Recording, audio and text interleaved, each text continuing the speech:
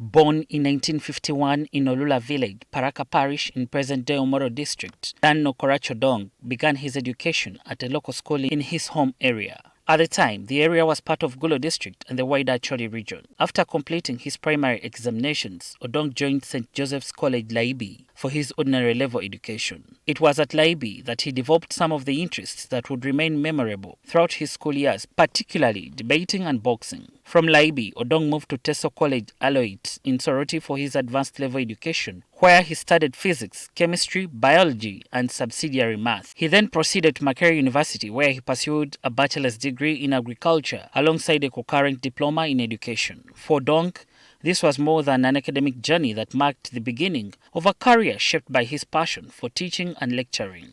After graduating, Odong embarked on a career in education. He began in the classroom and gradually rose through the ranks to become a head teacher. He started at Teso College, Aloit, in Soroti before moving to Kitugum High School. He later joined St. Thomas More Secondary School, Minakulu, in Omoro district. But his career was soon interrupted by the political turmoil of the time. In 1990, he applied to join the Uganda National Examinations Board as a staff member and was successful. At UNEB, Odong served in different capacities, steadily rising through the ranks. In 2016, following an interview process, Odong was appointed Executive Secretary of UNEB, succeeding the late Matthew Bukenya. By God's grace, I beat the competition and was appointed.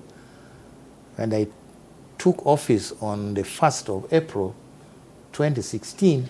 The institution has undergone a lot of changes. Yes. One of them being the change from the title you're holding now, from the title of the Executive Secretary to the title of the Executive Director. Yes. Why that change?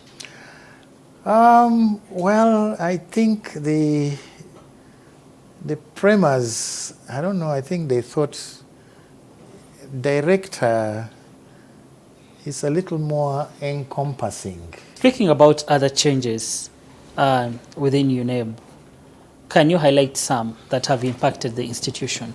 We changed the titles from assistant secretaries.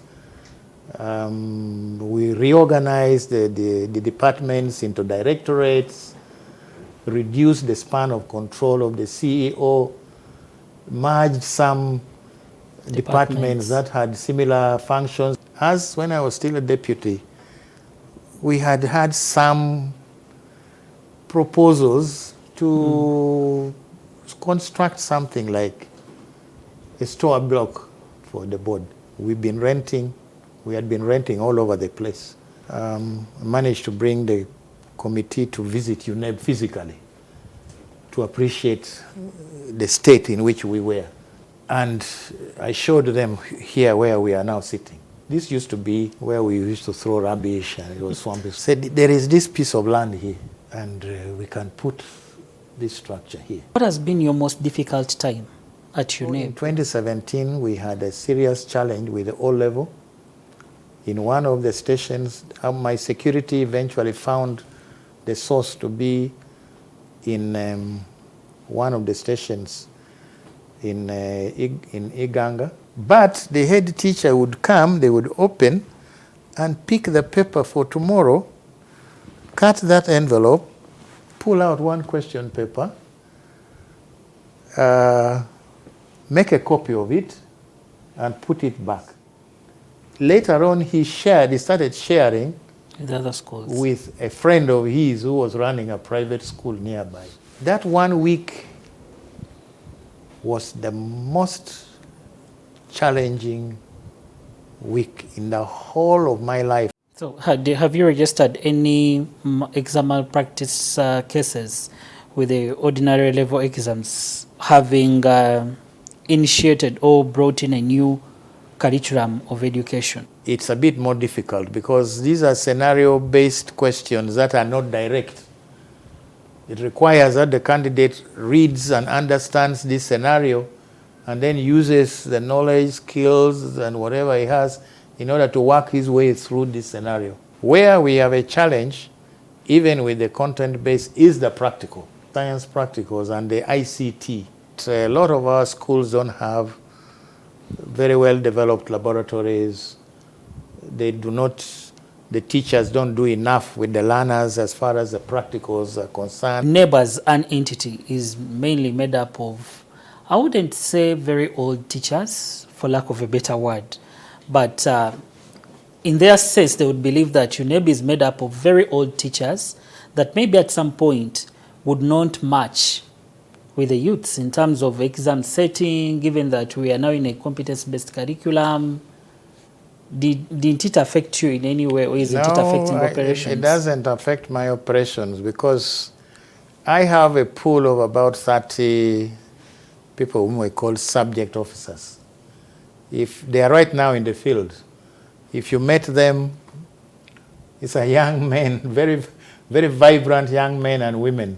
Have you thought of like maybe changing the style of exam setting for the primary level, or even the curriculum itself? Yes, I think NCDC, the National Curriculum Development Center, will answer that. Work has already started on reforming the primary curriculum as well. What is your source of inspiration to write this book? A book written by, it's called Destined, written by Irene Kauma, an Undersecretary in the Ministry of Education, and Senior Private Secretary, the First Lady. I attended that launch, and how she poured herself out in that book. She told her story. I became so inspired. It has been great having you, sir, on NTV. Thank you so much for the time dedicated to us. My name is Ssenyonga Mulinde for NTV in Kampala.